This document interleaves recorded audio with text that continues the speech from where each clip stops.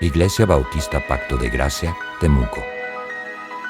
El sermón del día de hoy se titula Funeral cancelado, aceptando la miseria junto a la esperanza en Cristo. Basado en Lucas capítulo 7, versículos del 11 al 17. Vamos a leer.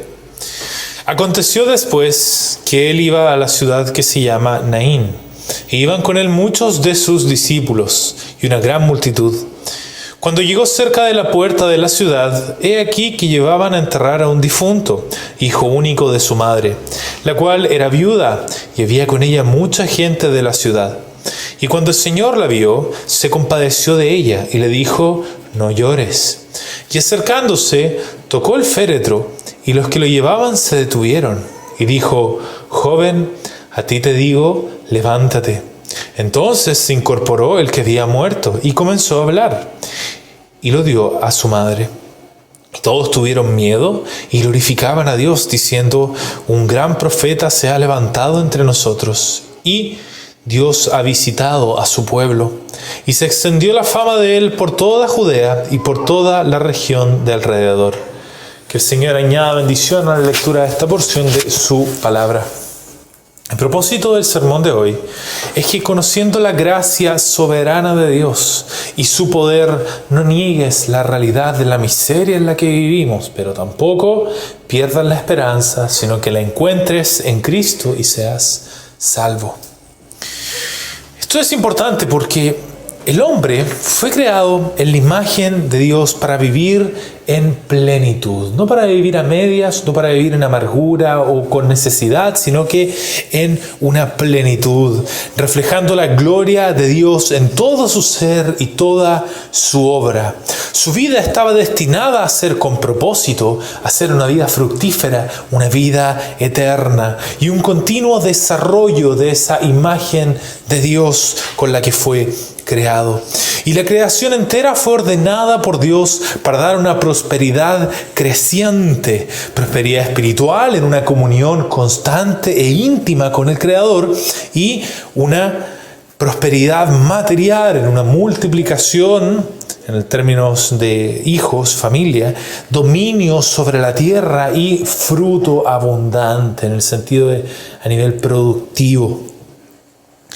Es decir, en el plan de Dios, el paso del tiempo no debía ser un desgaste, sino un ascenso glorioso. Más vida, más gloria, más comunión, más herencia. Pero el hombre, al pecar, ¿qué es lo que pasó? Quebró esta armonía, al violar la ley de Dios, al traicionar a Dios. Desde entonces, el paso del tiempo ya no es una ganancia creciente, sino es todo lo contrario.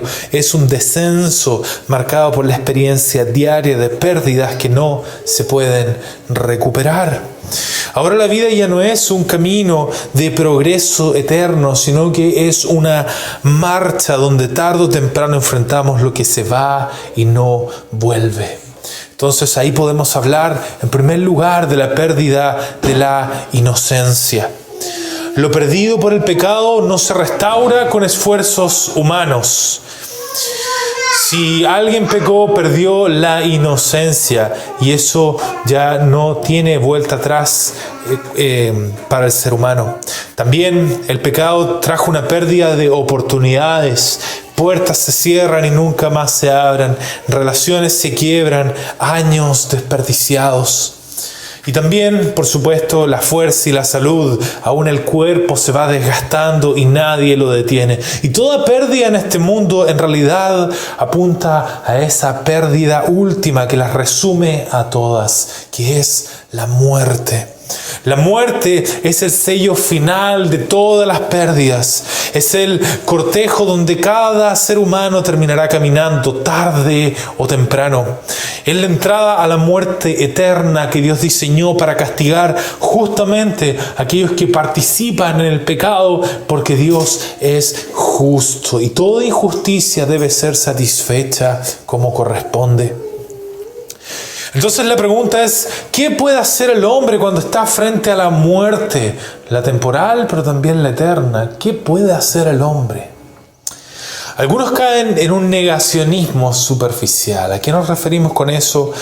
A decir, bueno, la muerte es natural, hay que aceptarla, es parte de la vida, y buscan callar el corazón sin resolver la angustia. Entonces tienen este grito interno y lo que hacen es decirle al corazón, silencio, no quiero escuchar esto.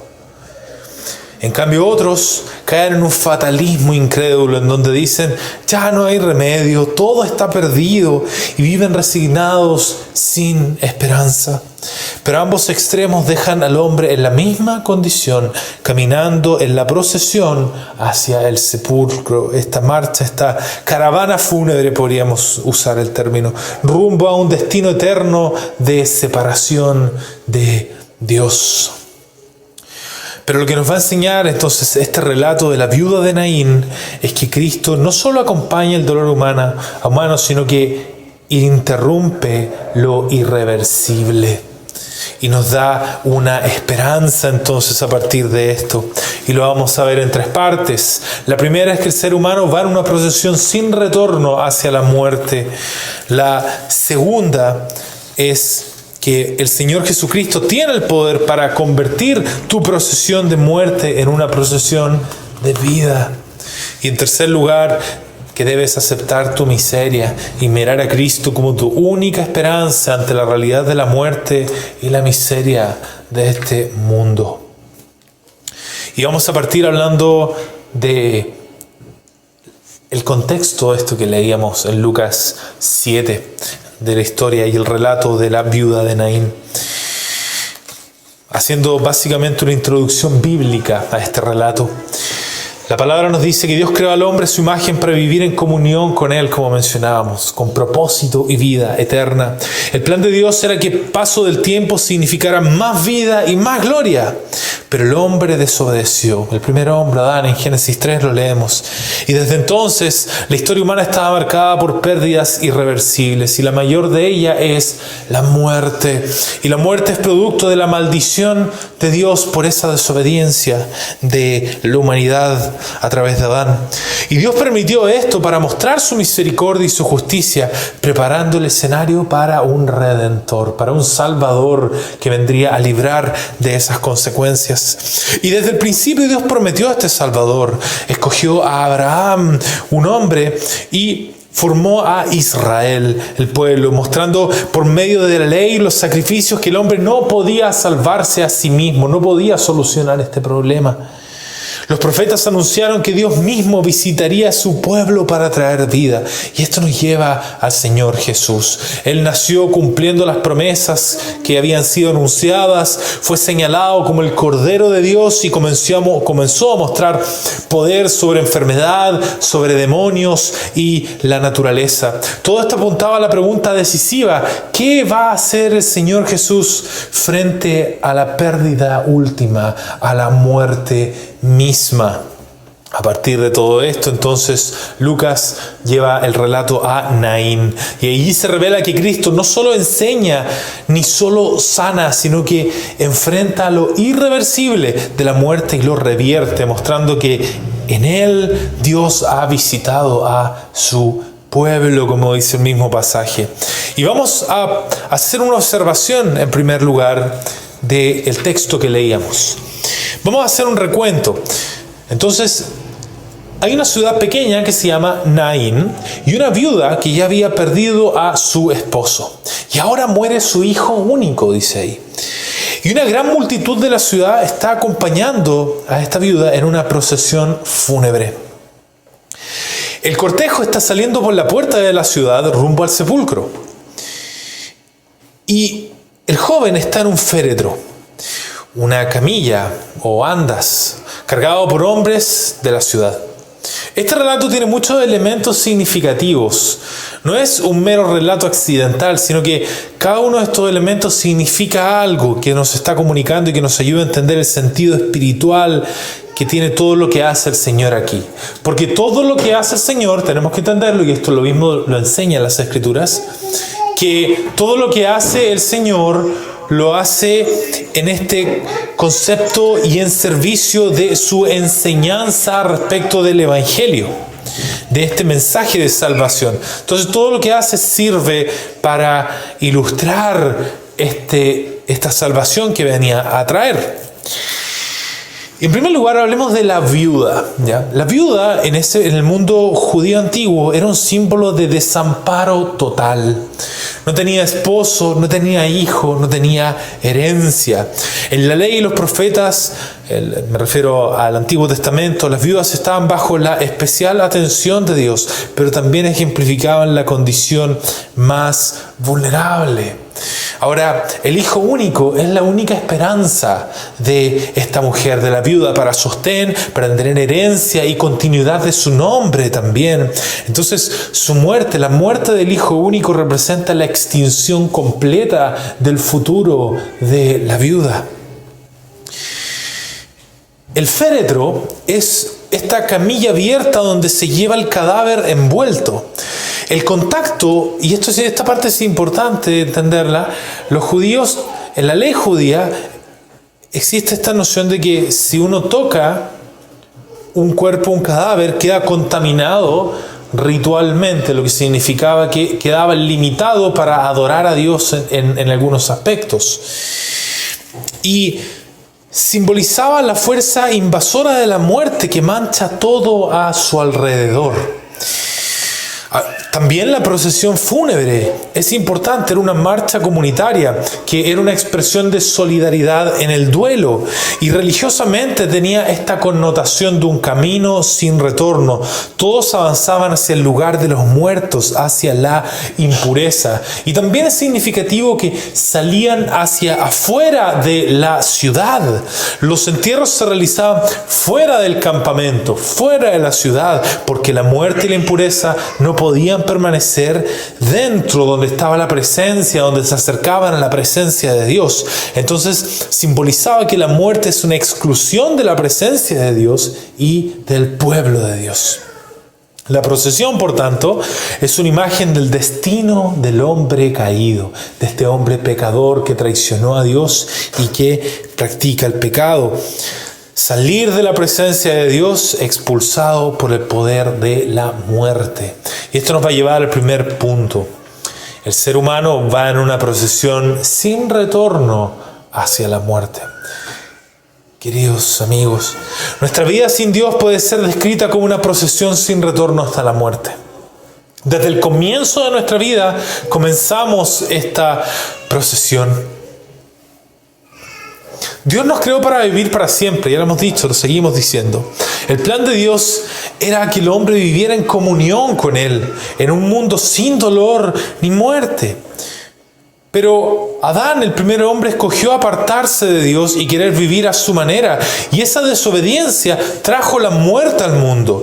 Primero la separación de Dios y luego la muerte física. Y todos heredamos esta misma condición. Y desde entonces todos nacemos con esta separación en el corazón. Nacemos con una vida biológica, pero bajo el rumbo de la muerte. Por eso todos estamos en la misma procesión, desde el más fuerte hasta el más débil, desde el que tiene mucho hasta el que tiene poco. Todos marchamos hacia la tumba. Nadie puede detener ese camino por sus propias fuerzas. Y Dios ya declaró que es así en la palabra. Vemos cómo anuncia este pecado original y cómo nos afecte desde la concepción de nuestras vidas. He aquí, en maldad he sido formado y en pecado me concibió mi madre, dice el salmista. David reconoce que la corrupción no comienza en la infancia ni en la juventud, sino que en el mismo momento de la concepción. Tenemos también que nos habla de cómo heredamos de Adán, porque dice, por un hombre entró el pecado en el mundo y por el pecado la muerte. Entonces la semilla humana ya lleva la sentencia de muerte en sí, de manera que cada ser que es concebido entra en esta procesión de muerte. Y por último nos habla de cómo la imagen de Dios, aunque no es borrada, está dañada. Aunque concebidos con la dignidad de la imagen de Dios, esa imagen está torcida, esa imagen está manchada. Desde el inicio el hombre es un ser que tiende hacia la muerte a menos que Dios intervenga. Pero tenemos que entender que que no es que sea esto algo de nuestros ancestros nomás, de lo que hizo el primer hombre meramente, sino que nosotros confirmamos que merecemos esta sentencia de muerte. No es solamente que Adán pecó y nos arrastró con él, no es eso solamente. Cada uno de nosotros desde que nacemos andamos por el mismo camino de Adán. Desde niños mostramos egoísmo, mentira, desobediencia, orgullo. Nadie nos enseña a pecar, nace desde adentro, porque nuestro corazón ya está torcido. Cada pensamiento, cada palabra y acción contraria a Dios, con cada una de ellas vamos confirmando que merecemos la misma sentencia de muerte. Y los que tenemos niños, sabemos que y hemos experimentado cómo no les enseñamos a pecar. Y puede que hayamos sido íntegro delante de ellos, pero aún así ellos mienten. Ellos toman lo que no es debido, lo que saben que no es suyo. ¿Y quién de nosotros puede decir que ha honrado a su padre y a su madre? Todos hemos desobedecido a nuestros padres. Desde pequeños comenzamos a mostrar que efectivamente somos de estos que caminan hacia la muerte y merecen caminar hacia la muerte también.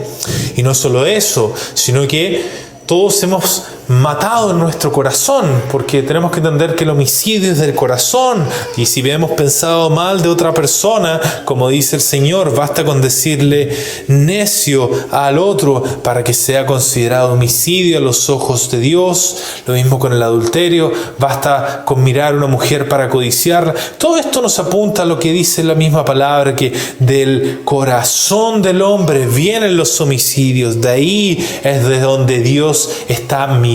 Entonces no es solo lo que hacemos con el cuerpo, es lo que hacemos adentro. Y todos hemos mentido, todos hemos estado amargados porque no tenemos lo que otros tienen, lo que es codicia. Y así podemos sumar y sumar y sumar pecados al punto en el cual podemos decir que si hubiera un libro donde cada página fuera un día de nuestra vida, registrando cada pecado que hemos cometido, todas las páginas estarían repletas y faltaría espacio para llenar cada una. Así queda claro, no es que nuestros ancestros fallaron, sino que yo mismo y tú, querido amigo, has escogido andar en esa procesión hacia la muerte sin retorno. Y esta muerte la vemos en nuestros propios cuerpos, de hecho, que testifica de nuestra culpa. El cuerpo humano desde el inicio es finito. Desde la concepción, la célula humana ya contiene la programación de su crecimiento y también de su envejecimiento. El ADN no solo lleva la capacidad de multiplicación, sino que también límites. Cada célula puede dividirse un número determinado de veces. Esto se le llama el límite de Hayflick. Es decir, desde el inicio está inscrito el reloj de la muerte del ser humano. Y el desarrollo humano en ese sentido es paradójico. En los primeros años crecemos y nos fortalecemos, pero cada avance contiene también un desgaste. Aún en la juventud, cuando el cuerpo está en su pic de vigor, ya está acumulando microdaños celulares y genéticos que con el tiempo se expresan en decadencia que se vive después en la vejez con mayor amplitud. La muerte entonces empieza a operar desde el nacimiento. Cada respiración, cada latido, cada proceso vital inevitablemente implica desgaste. Y así el hombre comienza a morir desde que empieza a vivir. Y como decíamos, naturalmente la muerte nos parece una realidad dura. ¿Pero por qué? ¿Por qué nos parece una realidad dura la muerte? Si fuéramos meramente polvo de estrellas, como muchos dicen, si nuestra vida puede ser reducida a esta idea de polvo de estrellas siendo movido por el azar como un accidente cósmico sin propósito, ¿por qué importaría que alguien viva o alguien muera? ¿Qué importa si una viuda sufre y llora? ¿O que tú y yo nos sintamos turbados ante la pérdida de alguien, de algún ser querido quizás? Nadie organiza un funeral por una planta que se arranca, porque un gusano es pisoteado, porque un ave es devorada. ¿Qué nos hace diferentes? Y si todo fuera materia y azar, ¿por qué sentimos que la muerte es algo malo, injusto y antinatural? Y esto es la respuesta natural que tenemos. La palabra nos da la respuesta. Porque fuimos creados a imagen y semejanza de Dios. Y porque Dios puso la eternidad en nuestro corazón. Por eso lloramos la muerte. Porque sabemos en lo profundo que no fuimos hechos para morir, sino para vivir en comunión eterna con nuestro Creador. Querido amigo, en lo profundo de nuestro corazón está, por tanto, este conocimiento. Sabemos que tener una respuesta para la muerte no es algo opcional, sino de absoluta necesidad para alcanzar plenitud, alcanzar felicidad. Y aquí es donde muchos caen en un negacionismo y otros en una desesperanza de la que ya hablábamos. Y hoy en día el negacionismo toma esta forma naturalista en donde se afirma que la vida y la muerte son simplemente parte de un ciclo natural, en donde dicen nacemos, morimos, nos reciclamos, todo sigue. Bajo esta mirada, la muerte sería tan normal como que una hoja caiga en el otoño. Pero aquí está la incoherencia. Si de verdad alguien creyera esto, no sufriría ante la muerte de un hijo, de una madre, de un amigo. Nuestro llanto demuestra que no aceptamos la muerte como natural, sino como un intruso que hiere lo más profundo de nuestro ser. Ahora alguien podría decir, bueno, nuestro llanto es un reflejo biológico, una reacción automática, sin peso moral o espiritual. Pero si así fuera, el llanto no tendría por qué estar cargado de preguntas, de una búsqueda de sentido, de rabia contra la injusticia. Sin embargo, cada lágrima que derramamos por la muerte grita en nuestro interior, esto no debería ser así. Y ese no debería ser así es lo que muestra que la muerte no es natural, no es neutra tampoco, sino una intrusión que contradice el propósito eterno de Dios para el hombre. Quizás tú, querido amigo, te identificas con esta idea y estás en este negacionismo y es importante que puedas identificarlo, pero es algo que es incorrecto. No es la manera en la cual Dios quiere que veamos las cosas. Ese es un lado, y el otro es una desesperanza existencialista, podríamos llamarle, que dice que la vida carece de propósito, que dice existimos un rato, sufrimos y después nada. Bajo esta lógica, todo lo que hacemos se pierde en el vacío. Y ahí hay un resignado pesimista que vive sabiendo que nada tiene sentido y se hunde en la apatía y es indiferente a todo, básicamente. Pero la incoherencia es que aún los que sostienen esta visión buscan amar, buscan dejar una huella, ser recordados, encontrar significado. ¿Y por qué? Si después no queda nada, no tiene sentido. El corazón humano no se resigna al absurdo, sino que ansía la eternidad porque fue creado para la eternidad. Y por otro lado, opuesto al resignado pesimista, tenemos a un hedonista fatalista que dice, comamos y bebamos porque mañana morimos. Si nada importa, lo único que queda es exprimir el placer del momento, dicen ellos. Pero la incoherencia es que, aunque niega todo propósito, actúa como si el gozo momentáneo de estos placeres de beber y comer tuviera un valor real, contradiciendo su propia visión. Quizás, nuevamente, querido amigo, tú te identificas con esto y tienes que examinarte, porque cualquiera de estas dos miradas te mantienen lejos de poder ver a Cristo. Y esto nos va a llevar a la segunda parte, entonces, que consiste o que parte con una observación que vamos a hacer del texto. Jesús ve a la viuda, el Señor Jesús aparece, ve a la viuda y se compadece de ella. Le dice, no llores. Se acerca y toca el féretro, la procesión se detiene. Con autoridad divina, Él declara, joven, a ti te digo, levántate. Y el muerto se incorpora y comienza a hablar y Jesús lo devuelve a su madre. Y acá, ¿qué es lo que vemos, querido amigo? Vemos compasión soberana. Jesús no fue llamado, nadie lo llamó, no fue solicitado, actuó por iniciativa propia. También podemos el poder sobre la impureza. Tocar el féretro no contamina al Señor Jesús. Su santidad conquista y comunica vida. Recordemos que tocar a un muerto contamina, pero si no hay un muerto tampoco hay contaminación. El Señor devuelve la vida. También vemos la autoridad creadora del Señor. Con su palabra el muerto obedece. Es la misma voz que al principio dijo, sea la luz. El mismo revive al muerto. Y por último vemos una restitución plena. No solo revive al joven, sino que la madre recibe restaurada su esperanza, su futuro, su herencia. Esa es la significancia de esto. Y este pasaje revela entonces que Jesucristo tiene el poder para interrumpir la procesión de muerte y convertirla en procesión de vida. Y este es el segundo punto, que el Señor Jesucristo tiene el poder para convertir tu procesión de muerte en una de vida. Querido amigo, para eso vino el Señor Jesús, para vencer la muerte, el último enemigo que es destruido en la palabra. Todos nuestros ancestros murieron. Pero este año el Señor Jesucristo cumple aproximadamente 2028 años de su vida humana. Él ya venció a la muerte y vive para nunca más morir. Querido amigo, el dicho dice, todo es solucionable menos la muerte. Pero eso es una mentira. La muerte tiene solución y el que trae la solución es Cristo. Y venció la muerte porque trató con la causa de la muerte. El síntoma es la muerte. La causa es el pecado que nos tiene bajo la maldición de Dios. Y Cristo vino a tratar con esto. Y así es como Dios tomó forma de hombre. Hace 2000 años, Cristo Jesús.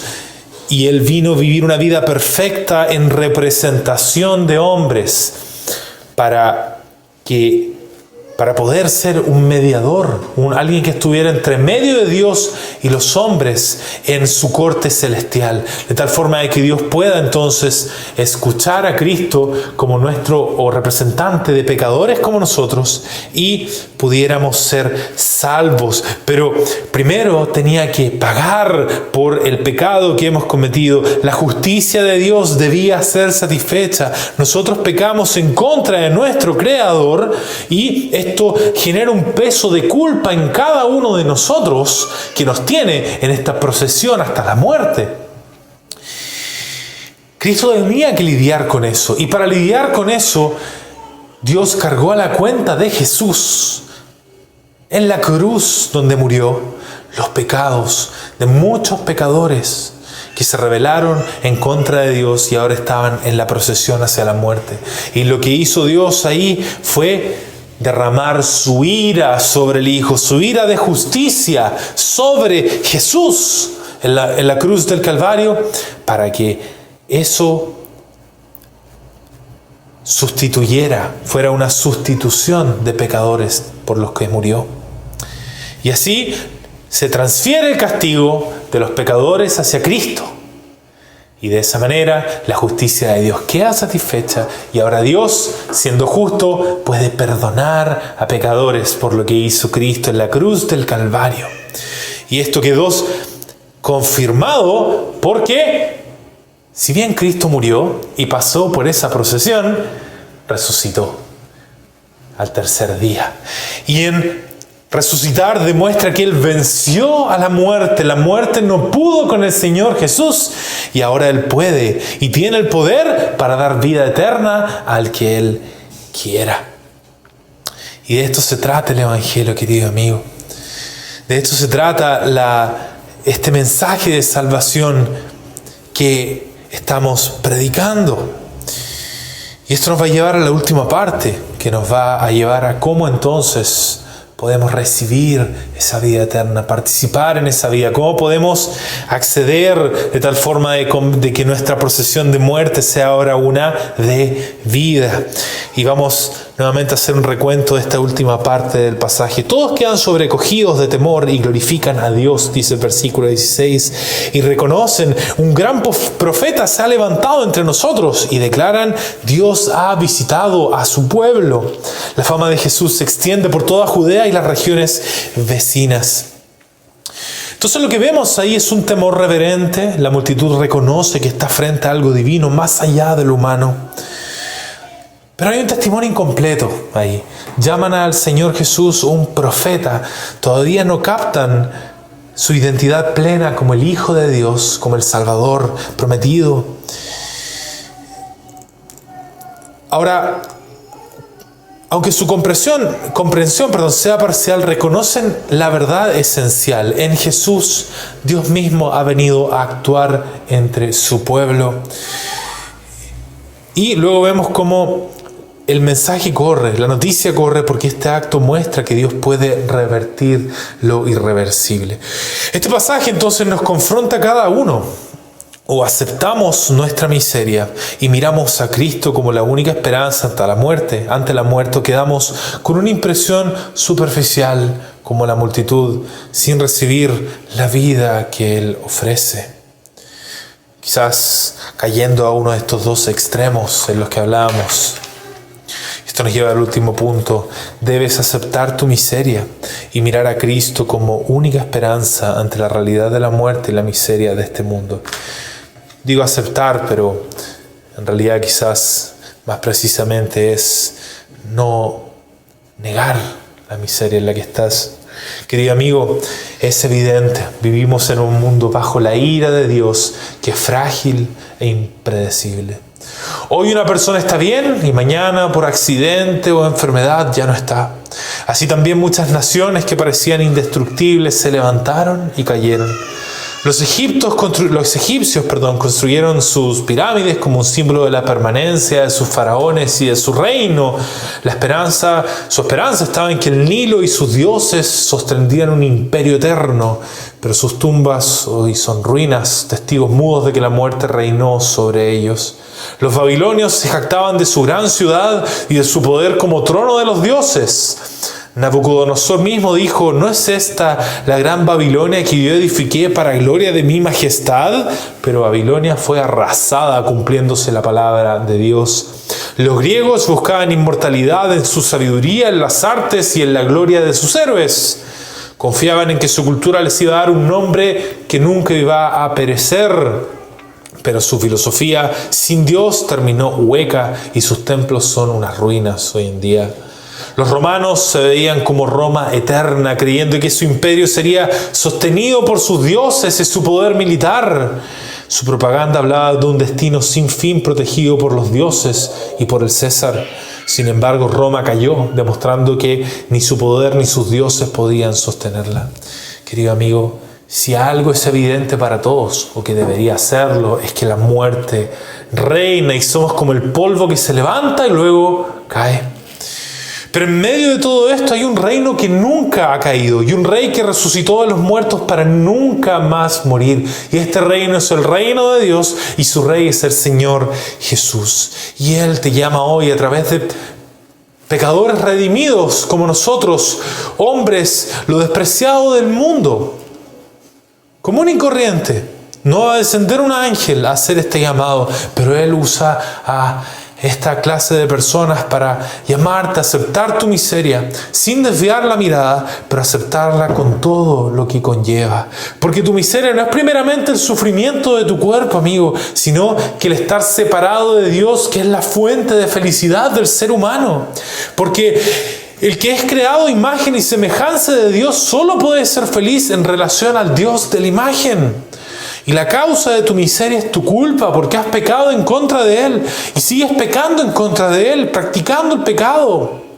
Por tanto, el llamado es arrepentirte de practicar el pecado en tu vida, es decir, de practicar una vida sin saber de Dios, de lo que Él quiere y buscando amar y obedecerlo a Él con todas tus fuerzas. Una vida sin hacer eso. Y por tanto, el llamado es a reconocer que esa ha sido tu vida, que no mereces nada de lo bueno que Dios te ha dado, porque Él provee todo lo bueno y todo don perfecto viene de Él. Pero ese es el entendimiento de Dios es santo, yo soy un pecador y no merezco ser sostenido por Dios con todos los bienes que Él me ha dado, sino que merezco estar separado de Dios y todos los bienes, sufriendo por la eternidad si así es necesario, porque he hecho injusticia y he pecado contra el que sostiene toda la realidad y en esto he rechazado todo.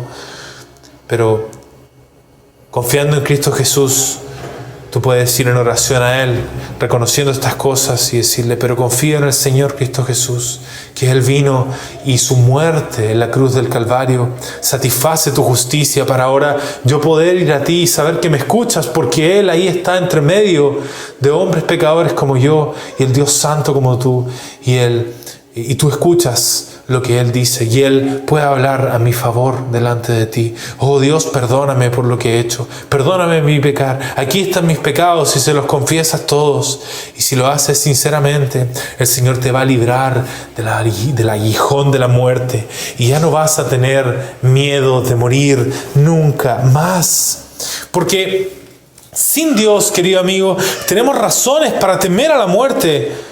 Porque la muerte nos expone al juicio de Dios. Dice la palabra que está establecido para los hombres que mueran una sola vez y después de esto el juicio. Al morir ya no hay segundas oportunidades, comparecemos delante del juez santo. También la muerte nos separa eternamente de la presencia de Dios. Serán castigados de eterna perdición, excluidos de la presencia del Señor, dice la palabra. Lo más terrible no es dejar de existir, sino existir para siempre lejos de la fuente de vida. La muerte también nos encierra bajo la ira de Dios.